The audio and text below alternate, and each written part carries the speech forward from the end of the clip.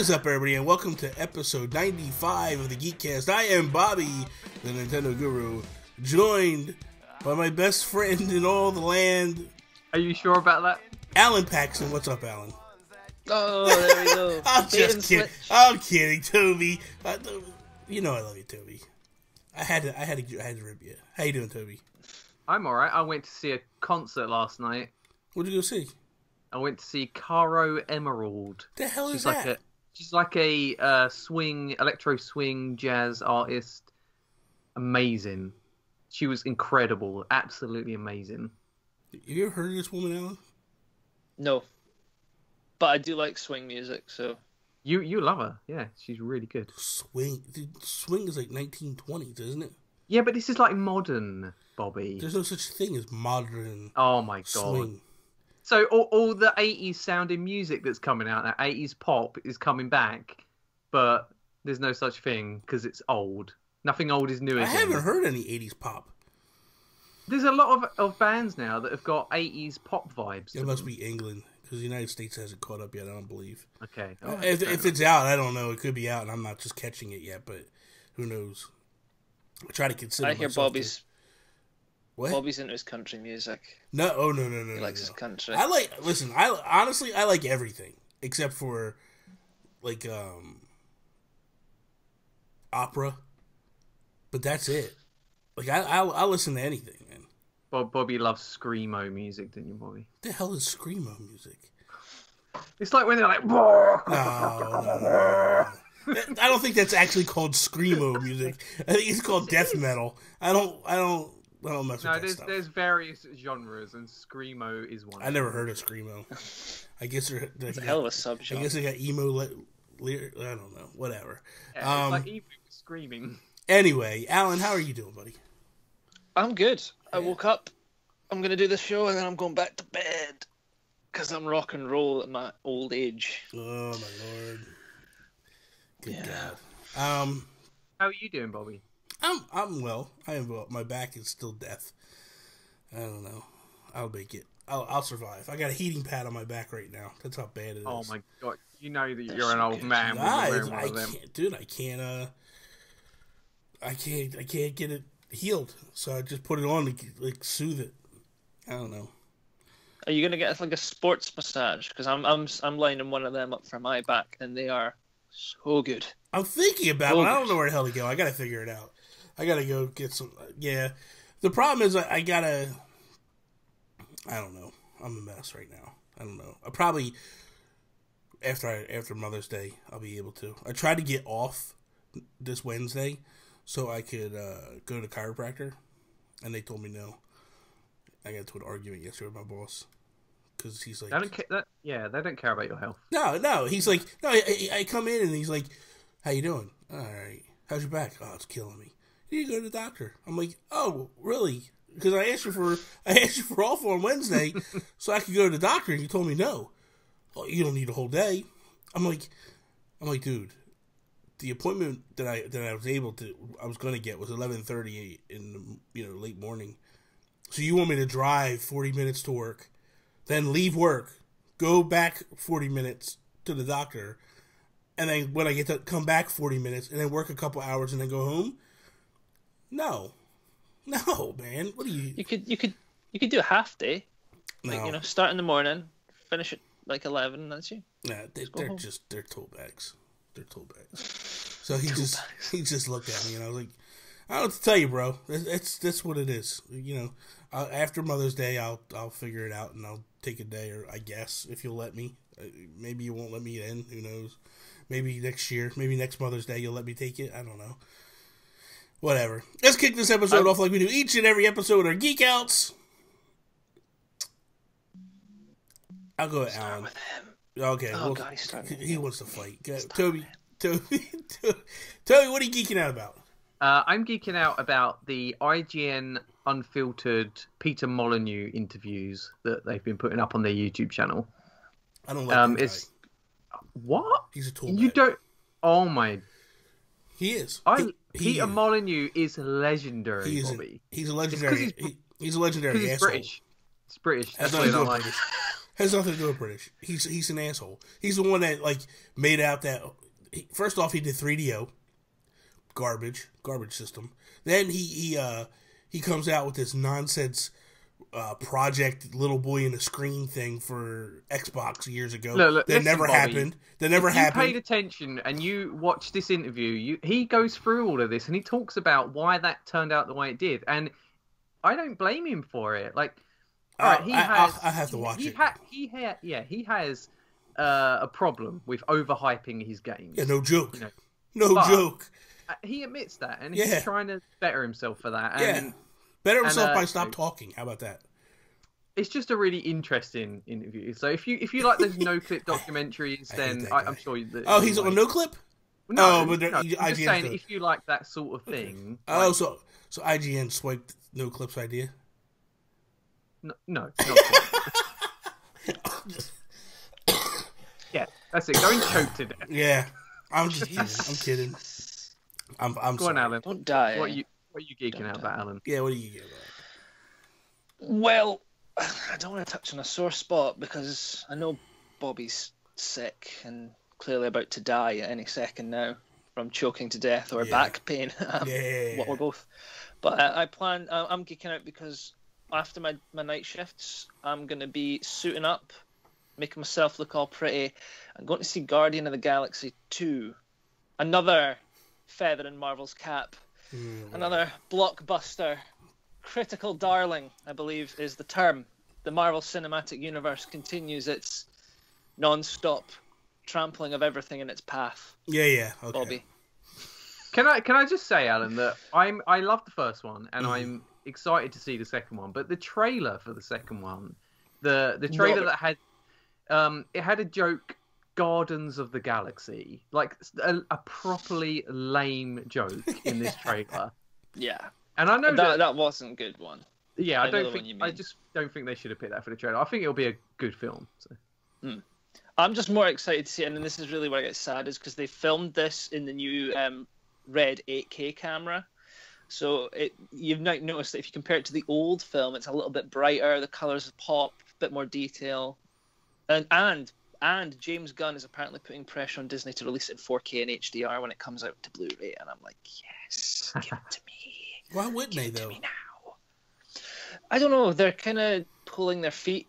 I mean, like I got the Iron Man trilogy in 4K, but it's from the German distributor because Disney don't handle it in Europe. So, and it looks good. And I'm like, right, Disney, do a proper job. I'll rebuy them. Give me reference quality 4K HDR, and I'll sit there naked, lathered in butter, watching your films in 4K. Sorry, I meant forget the butter bit. Oh my god. Just naked. Good god.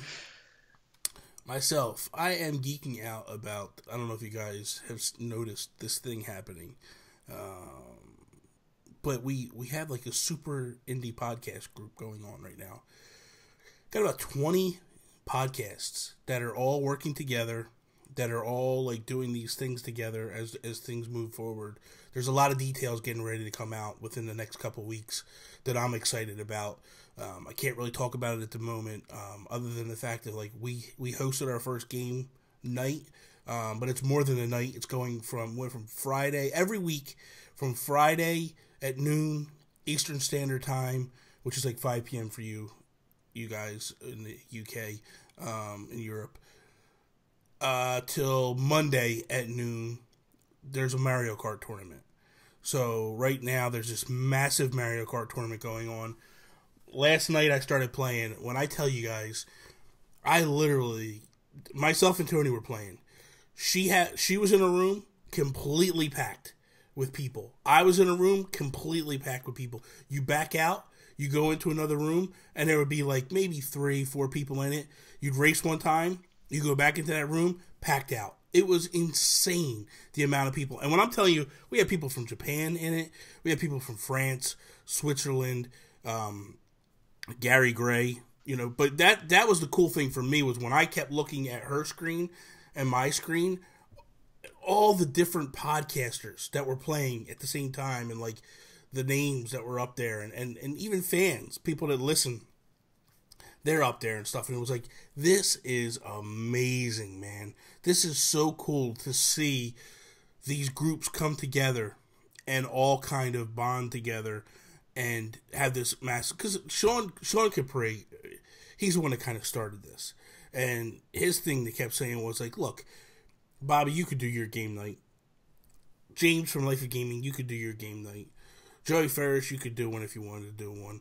You know, the list goes on. You know, Nintendo Dads, all these guys.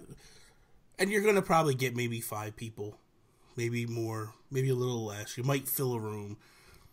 But if we all came together and we all played together, we have this massive on-taking.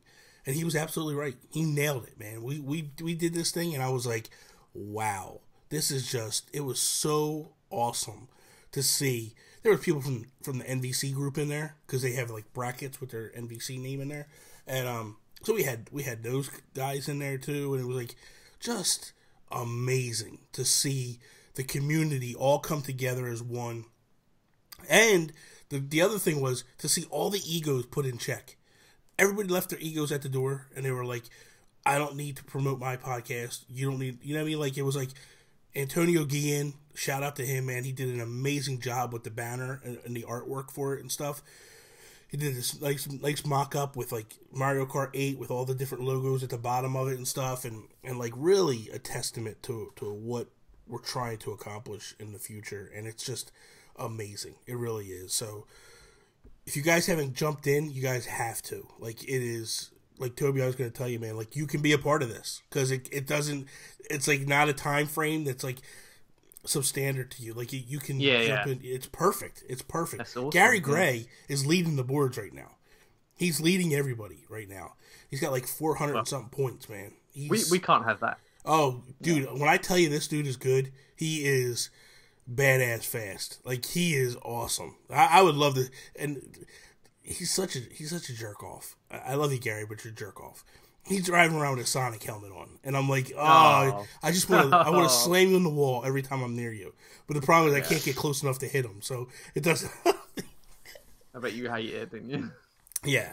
So let's jump into. Go ahead. I'm looking forward to jumping in and playing it. But I'm night shift, so if I wasn't night shift, I would be top of the leaderboard. You can, yeah, but that's the thing. You can race all, like, just before we came on, I popped in and I was racing Gary. Gary was on, and another guy that follows me on Twitter, Cal0, I think it's Cal-O is what he goes by. But we were racing together, and it was cool. We had about 3 or 4 races together. Then I had to stop to come do the podcast, but it's just cool. Because I like the way they did the time frames. So any time of the day, like if you today, tomorrow, you want to jump in and start playing some races, you go, and it calculates your points throughout that time period. So if you could play for 3 hours tomorrow, you play for 3 hours tomorrow, you play for an hour here today, but it's nice because it's going to run every week. It's not just a 1 week thing. So next weekend, same thing. Weekend after, same thing. So does that mean though that the more you play, the more points you're able to get? Yes. So that's unfair then. Well, not necessarily. Not necessarily, because let's say you're really good and you win a lot, you're going to accumulate more points. If you're there all day and you're running in the back all day, and then someone comes in and because I went into a room and I wasn't like the leader of that room, and like within 10 races I was up top, like because everybody in that room just weren't that good, But that's the other cool thing. The leader of the room is wearing a crown. So you can see who the top dog is when you enter the room. And it's like, I'm taking that crown. I'm taking that crown. I'm sick of seeing Gary Gray with that crown every time I race against him. So I gotta build up and go against him. But it's just cool, man. It's really cool. Yeah, I look forward to playing. Yeah, definitely. So do I. What are you guys playing? Shall I start? Yeah, go ahead. Yes. So I'm still playing Zelda. So a quick update on that. Mm-hmm. I beat the last Divine Beast on Good. Death Mountain. About time. Good. And now I'm mopping up memories. I've got 2 memories to get. Nice. And then I'm going to get my armor, and I'm going to go and fight Ganon. So hopefully, within a week or 2, I'll be done with it. That's and good. I'm going to keep doing shrines and side quests. Absolutely. Absolutely. Absolutely. But also, I picked up that indie game, Kamiko, however you want to say it. It's made by the same developers that made Faerun on 3DS, and it shares a similar graphical style. I think some of the same enemies are in the same games, but basically it's a top-down action RPG. You can choose from 3 different characters, 3 different female characters. They've got different abilities and weapons and stuff, and you just go around these levels. There is a basic story to it, but you just got to defeat enemies and find like secret orbs and stuff to get through the level, and then you get to the end and fight a boss. So, but it's quite interesting that you find treasure chests and stuff, and to be able to open the chests, you need to have a certain amount of sort of experience points that you get from defeating enemies. But there's like a maximum amount of points you can have at a time. So, yeah, it's pretty good. It was I think £4.49, so dead cheap. That's not bad at all. Holy cow! That's totally worth it. I haven't seen this game. I gotta go check it out. I gotta see what it's all about. Yeah, you should. I think you'll like it. Yeah. I don't even know if it's in the American eShop. I gotta figure out how. I think it is. Yeah. I need to figure out how to get the other eShops from around the world. You have to create a second account.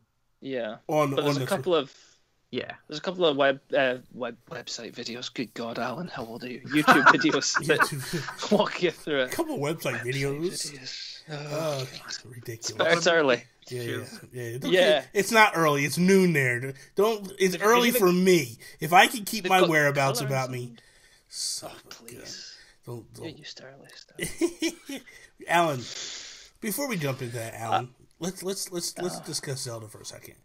You beat it a while back, right? Yeah. You're going after the Korok seeds. Yeah. You're a madman. I am. How many do you have? At the count yesterday, I have 669. Dude, what is wrong with you? I said I wasn't going to do it, and then I got all the shrines, and it just sat this really awkward number, the percentage. So I just went, no, I'm just going to go and find as many as I can. And now I get this weird, like, endorphin rush when I find them, because they're that scattered, it's hard to find them. So it's like, where am I going to go? I'm going to go here. Oh my God, I found one! Oh yeah, that's it. Give Daddy what he needs. The problem is this, because you did propose the question the other day, like, should you go get a guide to finish these off? Yeah. But the problem, I think, is trying to figure out, like, what you've gotten and what you have left, and you'd have to, like, mark off, because they do show you. That's the one good thing, is when you look at the map, it does show you the Korok seeds that you've gotten. But you're at 669. You'd have to sit there and, like, circle. It would take you like hours just to figure out which ones you already got. You go, okay, these are the ones that are left. Let me go get them now. And when you look at how much of a space you have, because you've got to zoom right in to see where they're at, it would take forever to go through the map and mark off the ones you found. Yeah. But I'm sitting at over 80% complete, so that's crazy. Holy cow. Would it take less time to mark them off on a map than walking aimlessly around a map, like around the game looking for them? Probably not, but still, man, I'm just saying. Are you having more fun just playing the game looking for them, though? It depends on your take on fun.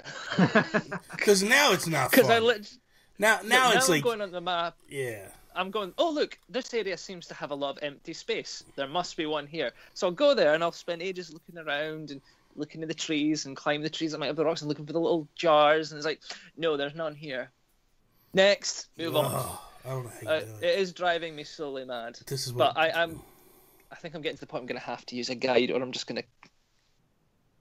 I don't know. I could see that. I've got Horizon that sat there, and I haven't played it yet. Me personally, I love that. I love that story. That, like, people aren't playing other games because they're just so hooked on the Zelda game, and I think it's a testament to what Nintendo did, honestly. Just to show that, like... Because if you listen to the stories... Aonuma and them guys, Iwata was basically the catalyst, but they just were like, they went to Iwata, and Iwata's like, what do you want to do? And they gave him a bunch of different stuff, and he's like, go wreck it. Go do it, man. Go do exactly different than anything we've ever done before. And then they tell stories of, like, they would go to him all the time. And Aonuma and Miyamoto as well, with like all these different concepts and things that they were changing and stuff, and he was getting excited. And even when he was in the hospital, they would go to the hospital with different things. It's just amazing to think that, like, you know, it's pretty cool. I think Zelda has done a lot to change people's perception of Nintendo. Yeah. Because if it was just another linear Zelda game, then everyone would just think they're just doing the same thing over and over and over, like they've been doing for years. Well, let's be honest. If it was just another linear Zelda game, how pissed off would people be that they delayed it for as long as they did? Yeah. You know what I mean? Like, that's just, like, really? Like, you pushed it back another 4... Like, this game was in development for a long time as it was. And then you pushed it back another 4 years for this? Like, come on. But what they did, I get why they pushed it back. Because this is the one thing that people got to understand. There is, man, the amount of glitches in this game is like, you can count on one hand. Go play any other open world game and see what of a mess it is when it launches. The worst thing that people could say about this game when it launched was the frame rate drops. And that was it. Yeah. You know what I mean? Like, it didn't, like, you didn't have a dog with, like, 2 heads running up to you. You didn't have, like, something getting stuck inside of a tree. You couldn't get to it and access it. And, like, dude, it's crazy. Like, Tony will jump in an elevator and her dog will be stuck halfway in and halfway out of Fallout. And it's going up and down, and then it jams the door and all that. Like, it's stupid, man. She'll complete a quest, and she goes to talk to somebody, and 6 people talk to her at once. And I'm like, what did they say? She's like, I don't know. I'm like, do you know who you're like? Can you try to at least distinguish the voice you're trying to get? She goes, no. I gotta wait for the other people to walk away and try to. I'm like, what a mess, dude. So I like the fact we've come from the point of folk going, is there going to be enough to do in this game? And we're like, yes, there is. I'm still trying to find seeds. But then it's also, how will Nintendo live up to what everyone else has done in open worlds? And now it's the flip of, how are open world games that go forward going to learn from what Nintendo does? And it's always, I think I've said it before, it's like they come in to something that's well established, they add their own spin to it, and now it's like, so how's everyone else going to learn from what they've done? I think Joey Ferris nailed it, dude. He did a video, he posted a video the other day where he was playing Horizon, and he was pissed off because the girl couldn't climb. Yeah. and it was a small jump, like, it's a little jump to a ledge to try to get it. He goes, and he's jumping up and down, trying to get up, and he's like, this is bullshit. Why can't I just climb? And it's so funny, man. It's so funny to think that, like, that's where we're at now, that we're going to have to climb on everything now. Yeah. What are you playing other than Zelda? Well, obviously the what we'll be discussing later, and I've been jumping in at a Mr. Shifty, which is pretty cool. Yeah.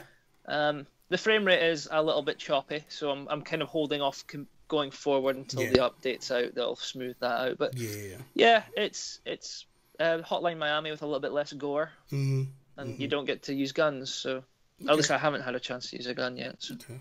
And you can shift through objects and walls, is that right? Yeah, which is really cool because you can just kind of go a bit mental and feel like a badass.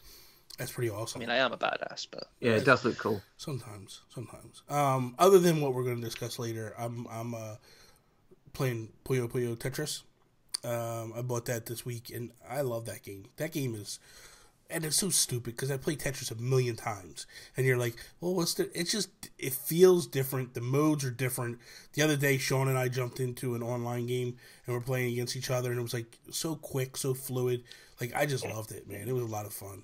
So, I played the demo. Sorry. Go ahead. I was playing the demo, and I did enjoy it, and I've been watching other people play it, and I think it has got more to it than I thought it had. Yeah. But I will say that when I was playing the Tetris version of the demo, using the D-pad on the Pro Controller, every time I pressed down to, like, slam the piece down, it wouldn't go directly down. It would move over a tile on the way down. And I don't know if that's just the D-pad, like, being oversensitive. To slam down, push up. Push up? Push up, and it'll do a quick drop. It'll drop from the top to the bottom. Because I always thought you had to just hold down. Holding down will just move it down faster. But if you push up, it'll do an automatic drop. So if the piece is at the top and you know where you want it to be at the bottom, you push up and it'll just land there. Okay, well that solves that issue for me then, because I was having real problems with it moving on the way down. Yeah. This D-pad's too sensitive. Yeah, no. I can't use the analog stick at all when I'm playing this game. I got to use the D-pad. So yeah, no. It'll fix it. Trust me, you'll be good. Cool. Let's jump into the Nintendo Guru Facebook page to see what's going on there. Greg Caldwell, anyone using Discord for Mario Kart 8 Deluxe? We do have a current Discord group in right now. I am going to change that very shortly and have it like a bigger, wide-ranging thing than just this one that we have. The one we have is just basically a small chat for some stuff, but there is a Discord group. It's discord.gg / F3BF354 for those that are interested in it. You can check it out there. Zach Sylvie, he says, I never want to play 200cc ever again until I have to triple star those last 3 cups. Took forever. Holy crap, dude. He's got like a couple cups that he had to do it. Oh, he got the gold Mario. He did it. That, dude, when I tell you, I don't want to do it. That 200cc sometimes would make me sick because it was moving so quick. I was like, oh, I don't care about the gold Mario. I think it's too quick. Yeah, I do too. Like sometimes you hit some of those jumps and you're like, way, dude, it's just. But congratulations, Zach. That's impressive. I give my cap. Yeah, that's pretty awesome. It is well done. That is. Always got game. Next one is me. I posted and I put. I knew there was a reason I bought all those damn amiibo. I just basically I just unlocked all the suits. I went in and banged them. Oh, Toby, I'm sorry. You don't open your amiibo, so you can't take advantage of the suits in Mario Kart 8. No. I can't take advantage of them in Zelda or Mario, and it's starting to drive me crazy. Yeah, well, see, there you go. I'm glad. Oh wow! So Joey Ferris, 6 hours, finally decided to go through Amazon for a certain process would be worth it. I guess he bought. He actually went. He had a problem where Amazon was supposed to get the game launch day. Again, they dropped the ball and they didn't even ship the thing yesterday. I got mine shipped out Thursday, and he's not that far. That's the crazy thing. Like, where he lives in California, they're doing the drone drops and all that stuff. Like, it's like, this is nuts to think that he can't get his stuff, man. So they've been dropping the ball quite a bit recently with pre-orders and stuff. It's a mess. Matt Cradleman, he said, finally able to race you guys. Who's currently in the racing tournament? But everybody was racing, so they didn't answer. And then Joey talks about, he went to Amazon instead of GameStop to save a couple bucks because it was cheaper. I paid like $51 for it. Amazon Prime members get 20% discount on games, so for me it was worth it. Christopher Lugo, he put, feeling like Akon, locked up and they won't let me out. He's playing battle mode in Mario Kart 8 and he's like jammed up in the corner and like all these people got him like pinned in the corner and he can't get out. Last one we'll read. Todd Oxtra, he says, yep, I'm still horrible at Mario Kart, although the Discord chat makes it fun. Playing with people, really fun. So that's cool. Like, that is the one thing, if you can get on Discord or you have a way to chat with your friends, it's a lot of fun. I didn't play last night with Discord. A lot of reasons because Tony was down here with me. So she was playing on one TV and I was playing on the other. But I got to tell you, so we have 2 giant TVs right down here. She plays on a 52-inch LG Sharp. Not LG. She plays on a 52-inch Sharp Quantron. Just a really phenomenal TV, right? But I'm playing on the 4K LG. Dude. She even said it last night. She's like, this is horrible playing next to you. Like, you don't realize. Like, this Sharp TV I had was the pinnacle, man. It was, I paid $5,500 for this TV when I got it. And it was the top of the line, man. When we bought this thing, there was nothing better on the market. And like I paid $500 for the 4K. It is night and day, the image that comes out on this thing. Like, it is mind numbing. Like, we were getting ready to start, because at one point we were playing on the same track together. We're playing Zelda. We're playing the Zelda course. And you have the pillars on the sides. She's like, look at the detail on your pillars compared to mine. It was just crazy. And that's 1080. Hers is 1080. I'm playing in 4K. And I'm like, that is amazing to see. There's such a huge difference, especially on this, because it's not like the Switch is playing in 4K. It's just a regular TV, but it's going, or a regular 1080, but it uprises to 4K. And it's like so beautiful, man. It really is. So I said to her, I think we're going to have to get you a new TV. And she's like, yeah, because I can't play sitting here next to you like this. Because it's like weird. It's like a haze on hers. And mine's like all Guru money. It's not. Come on. $500. Bobby Big Bucks. Stop it. Yeah. You two. Yeah. You two make me sick. All right. So, first topic, we wanted to go into a little bit of our thoughts on Mario Kart 8. Since it just launched yesterday. Have you guys played it at all, or? Yeah, I played it this morning before the podcast. This morning before the podcast. The game came out yesterday. I was busy yesterday. I told you I was busy. I did two Grand Prix with Karina and a round of battle mode with the balloons. What how were you playing, with disconnected Joy-Cons, or were you playing like you had pro controllers? We both had a pro controller. Nice. Yeah. Now I've got a question for you, right, before we go on. So the game doesn't come with a manual. I couldn't find an e-manual, right? So I couldn't have my question answered. There's no answer to my question in the game's options. You just have to know, right? So when you're racing, you've got these assist options that are automatically turned on, right? Really? And you have to turn them off. Because when you pick your car and you press the plus button to get your stats up, there's 3 different options underneath the stats. You've got the little one on the left, which I don't know what that is. It's just got like a radio-controlled like antenna thing. Oh, that keeps you from falling off the track. Yeah, so that was already on. So, and then thank you. Answer these questions. Yeah, and then the one next to it is turning tilt on and off. On your pro controller. That was already off, so that's fine. And the one on the right, it's got an arrow. It's automatic acceleration. So like, I don't know what any of this means. Nintendo doesn't tell me what it means. There's no options to turn it off in the settings. You just have to know to do it. It wasn't on mine. Well, on mine it was. So it's on mine.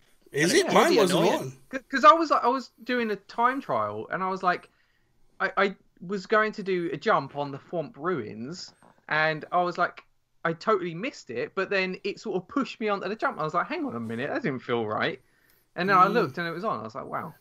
I noticed that this morning. It's like you're fighting the game. And it's like, this. I don't remember this happening in the Wii version. I thought it was just me. So you got God, it's not just me. And turn that off. Yeah. You know what? Dude, I wonder, because you know what? Last night I was racing. That's strange you say that. Because I'm racing last night, and I tried to go left, and it pulled me right. Maybe it is on it, and I didn't realize probably it. Is. Okay, so I'll have to go in and change that then.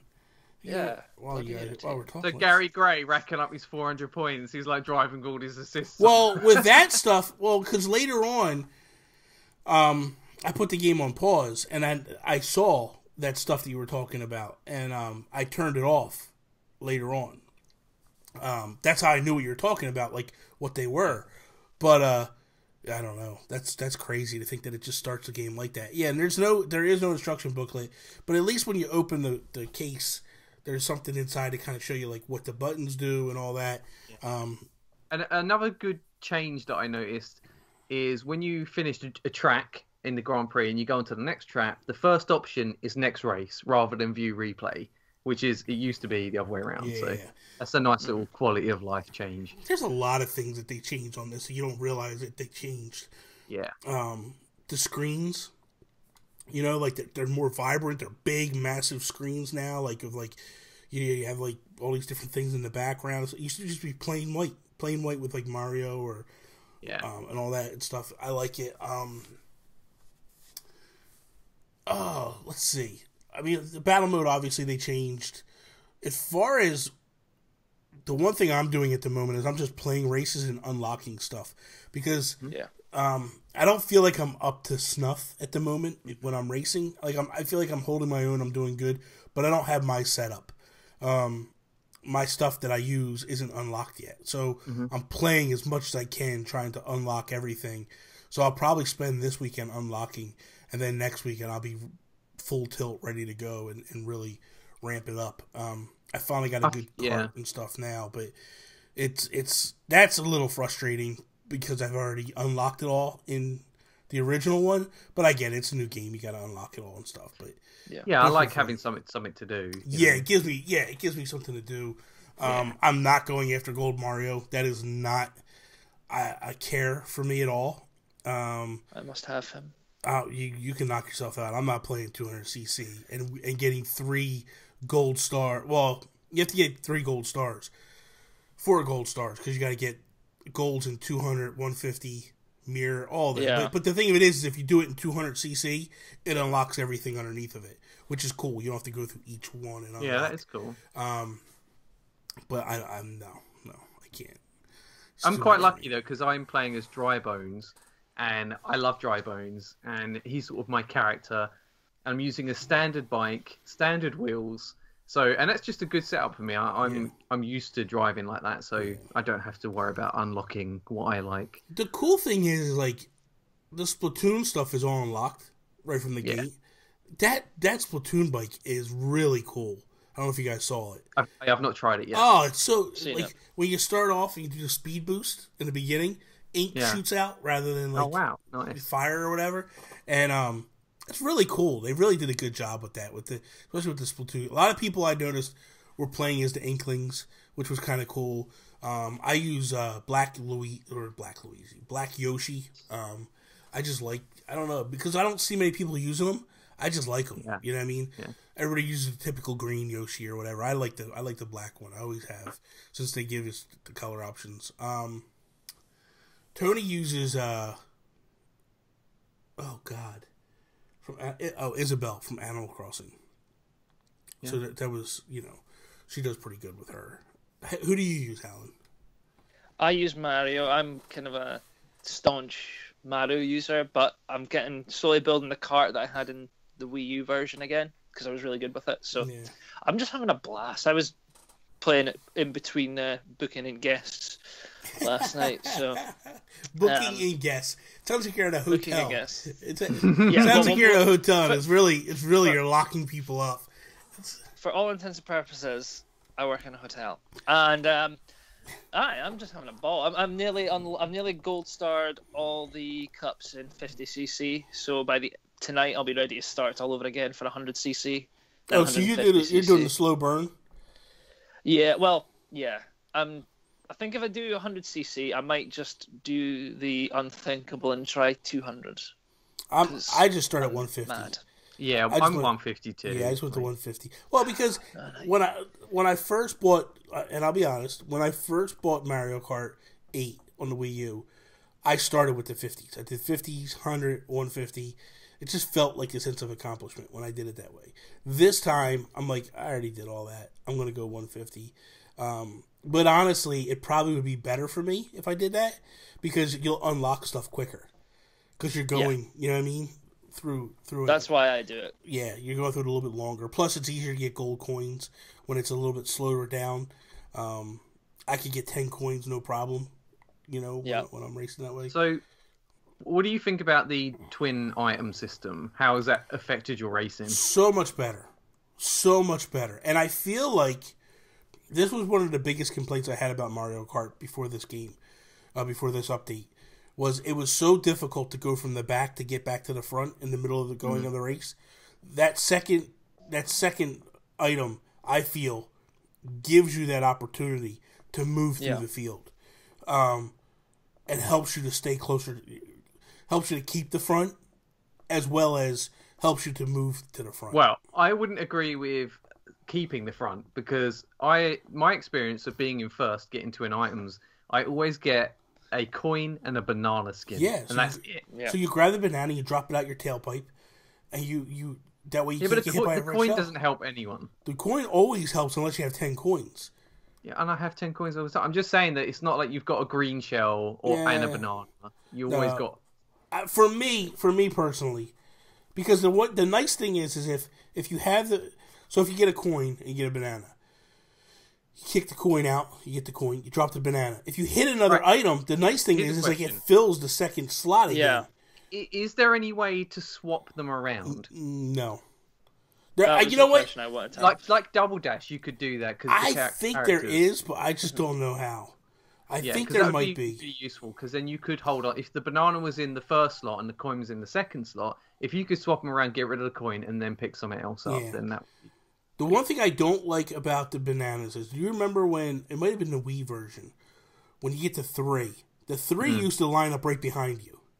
It'd be 1, 2, 3. Now they spin around you. And that I don't like.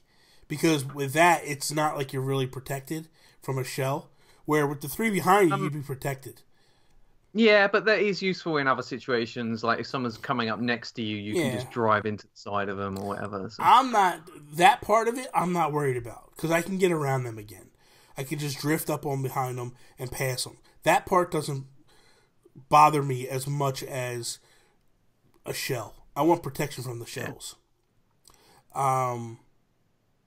It doesn't feel like the blue shells are as bad in this game in terms of like you're not getting hit with them all the time. There would be times where you get hit twice a race, and now you get it almost definitely once. You'll see it pop up a race. Yeah. But also, it's not as I've gone a lot of races with it not coming up at all. I was so furious. I was racing with Karina, and I was in first, and I was getting right to the end of the last lap. I got hit with a blue shell. I was far enough ahead that I was okay, but then Karina hit me with a red shell, so then she went ahead of me, and then I got hit with a banana, and then everyone else came past me, and I finished in 8th. I was just around the corner from the end. Like I was like, wow, that's frustrating. Series of unfortunate events. I said to Tony last night because we were playing, and at one point we had a big group of people. We had Josh Stapleton and all them, and Sean and everybody, and I'm like, I think they're all in voice chat. Maybe I should call Sean and get in voice chat with these guys. And we start racing, and I start like screaming, cursing at people. Yeah. And I go, maybe it's probably best I don't get into this because I don't think people listen to me anymore on the podcast because I'm like F-bombing it and screaming at them, and I'm like getting so pissed and like.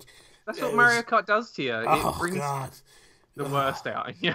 I'm screaming at Sean. I'm like, and then like when I beat him, I'm like, take that.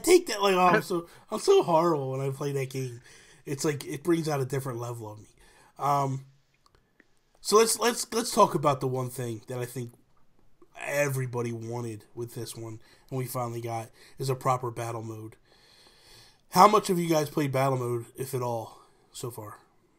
Well, like I said, I only did one sort of 4-track balloon battle. Mm-hmm. Allan, did you? I'm one of those rare breeds. I've never really been into playing battle mode. I'm just a straight up I like it for the racing. So see, I am. I think if it depends on how you grew up. I think for me, with my brother and my cousin, we played battle mode all the time together, and like it extended that game for us because after the racing. It was just like, okay, we're racing, whatever. And then one day we just stumbled upon battle mode. We just started goofing off with it. And it was like, holy crap, this is really awesome, And so for me, the battle mode is so much better than what they had in Mario Kart 8. So much better. The arenas are amazing. I love that they actually built proper arenas. That's another thing. Like with this gigantic super indie podcast group that we got right now, we have a battle mode tournament. And we have a racing tournament, which is cool. Not as many people are playing the battle. A lot of people are just racing right now, which is awesome. But last night I dropped out of the racing and went and played some battle mode. And it was a lot of fun, man. There was about 6 of us in there that were playing together. A bunch of different modes. The one I like is the shine mode, where you have to steal the shine. Yeah. and you basically got to drive around with it for like 12 seconds. Like you get it, and then you have to hang on to it for maybe 20 or 12 seconds or something. And the one time I did that, I won, and I was like, oh, this is amazing. And then that was it. But the other ones, the Babam mode is cool, hard. You got Babams coming all over the place at you. The coin one is really cool, where you just have to end the race with the most coins. And then you have the proper one with the balloons over top of you, and you just race and you try to bang the balloons off of people and stuff. And it's that just has the unlimited items and stuff. And that's the one I grew up on. That's the one I like the most. It's a matter of learning the arenas. Yeah. Once you learn the arenas and you get that muscle memory of where you're going and stuff, the game gets amazing. It really does. It's a lot of fun. Yeah. I was super impressed with the 180 move that you can do, the U-turn. Yeah. Because that completely changes tactics for the battle mode. Oh, yeah. Absolutely. Yeah. Yeah, because especially if someone's coming up on your tail, you can just spin around. Yeah, you're heading into a wall and you just skid round and then throw a red shell at them or something. Yeah, really good. I was really impressed with the tracks that I played. We did 4 different arenas. We did I can't remember the Sweetie one. Yeah. That's we did Urchin Underpass. Oh, I like that one. That one's my favourite. Yeah, that's cool. And you know what, actually, the themed ones like that have the music and different sounds for everything, that makes such a big difference to the feel of that one. That was but cool. That was really good. We did the SNES one. The Block Fort or whatever. Yeah, not Block Fort. Yeah. I don't think it's Block Fort. It's something else. Block Fort's the N64 one, but it's like an arena. But that was really, really good. And I love the way they put slopes on like the raised bits. That's pretty cool. The one thing I hope, I really do, and I was talking to someone this weekend. They were like, "No, this is it." I really hope we get DLC for this. Yeah. I really hope that this is the start, and then they slowly build onto this, and maybe like. I wouldn't mind saying, like, give us DLC for, like, 2-3 years. I would love at E3 they come out and they were like, hey, we're going to give you guys DLC for this. We're going to give you don't have to give me as much as last time. Just give me a couple tracks. You know what I mean? Like, if they were to say, like, hey, we're going to give you 2 tracks a month for the, like, I would be like, give me a season pass. I'll pay you $40 and give me 2 tracks a month, an extra racer a month. And all that, and just build the game from there. I would love that. I mean, man. This feels like the definitive Mario Kart, and it's like, where would they go from here if they were to do a sequel? So I think you're right. I would rather them just expand what they've got. Because I think a lot of people are of the mindset, well, at least I know I am, are of the mindset, like, this is the last Mario Kart, per se. Like, we're going to get almost like a Smash Kart moving forward. Yeah. That's what I was going to say. Because with this... With the bringing the other characters in that are in the Nintendo universe, it just makes sense to do that. They may, in theory, it'll probably stay the name Mario Kart because everybody knows that name, but it's going to turn into a Smash Kart, I feel, where it's just, you're going to get all these different characters coming in the future. And I love that. Like, that would be so cool to be able to play as your favorite Nintendo character, not just your favorite Mario character. I mean, I love the fact, I mean, I use Yoshi, but I love the fact that Tony's playing with Isabelle. That's so cool, you know? Who does Korea... For me, it's the idea... Go ahead, Alan. Sorry. If they go down the Smash Kart route, for me, it's not what Nintendo can bring. We know the Nintendo characters, but it's what allegiances they've got now. You know, you could have a Shovel Knight character, or Sonic, or Mega Man, Cloud. And that's the thing. That's the thing with the Amiibo. You scan in those characters now, and you get them race suits, which are really cool race suits. You know, like, it doesn't sound like a lot, but, dude, when you put that Sonic helmet on, the Pac-Man one is so cool. Because the Pac-Man helmet is, like, black, with Pac-Man on the back of the helmet, in the center of the back of the helmet, and he just chomps. As you're driving, he just chomps. Yeah, it's cool. It's just neat, man. And the Captain Falcon...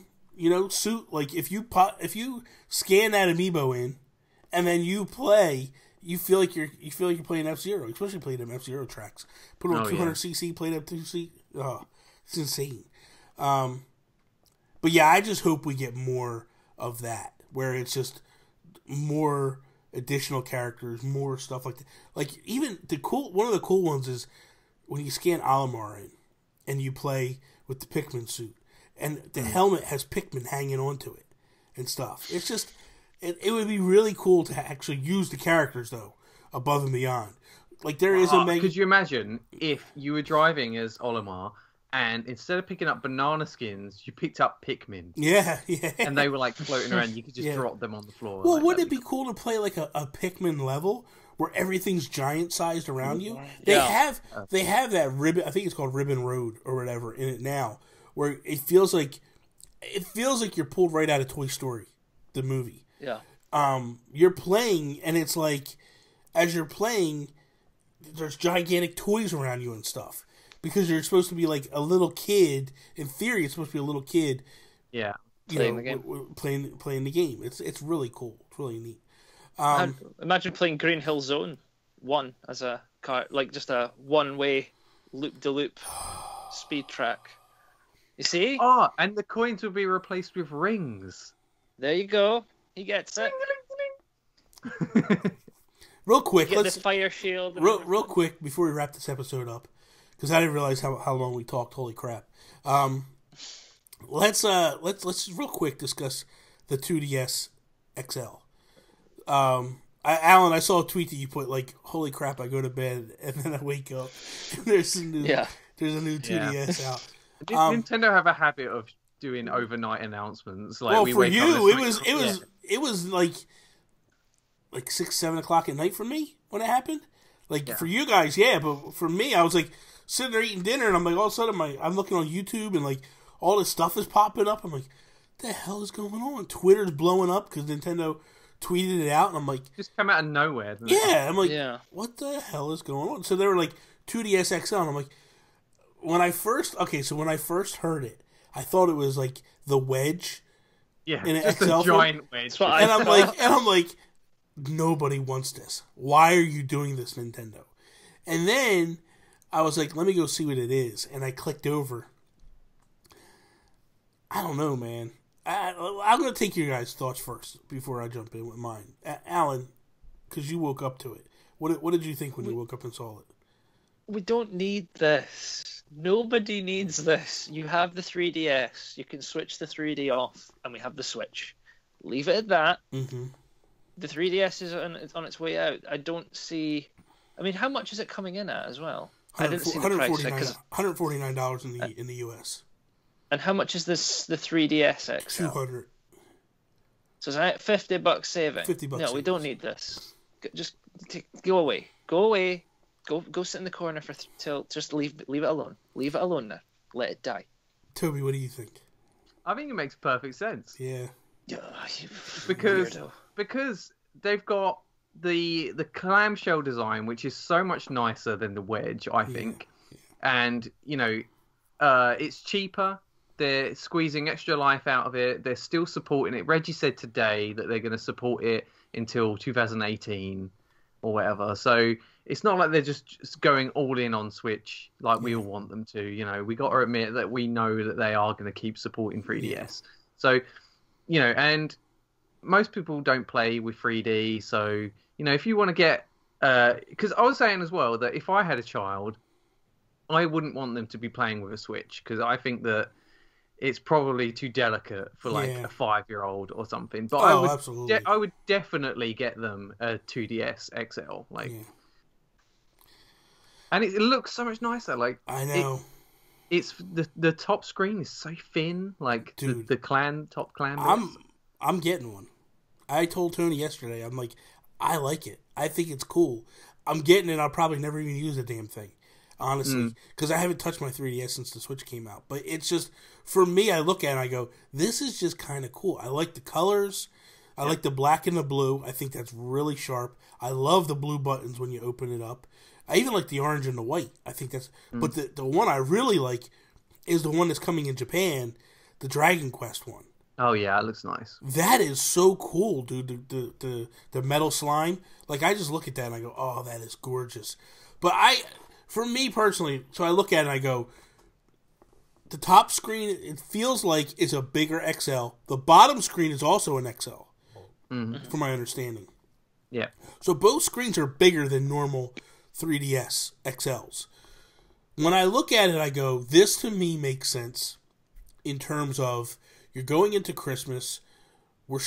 People are, although they're really not having that difficult a time getting these right now. Nintendo's doing a pretty good job of getting Switches out into the wild.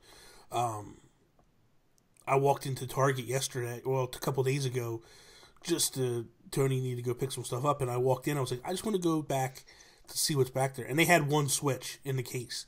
I think they're doing good with what they're doing in terms of with the Switch.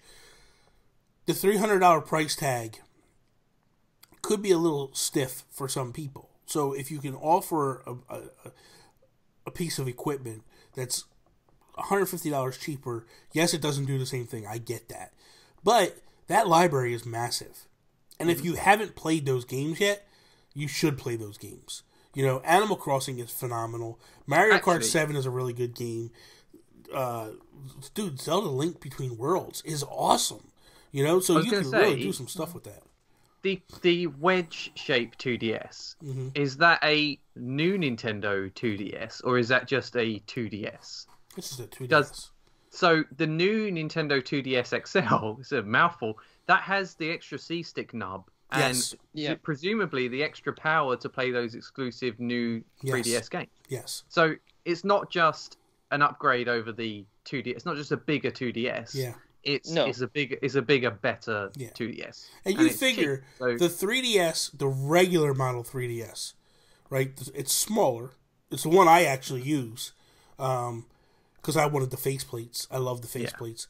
And not only that, like because the only reason I did that was because I wanted the faceplates, but because they expanded the top screen and made the top screen bigger, I was like, okay, it's worth it for me. What I liked about the 2DS or the regular 3DS. The regular 3DS is like $100, so this is only $50 more than the other one, and you're getting much bigger screens. So that's what's I think ultimately good.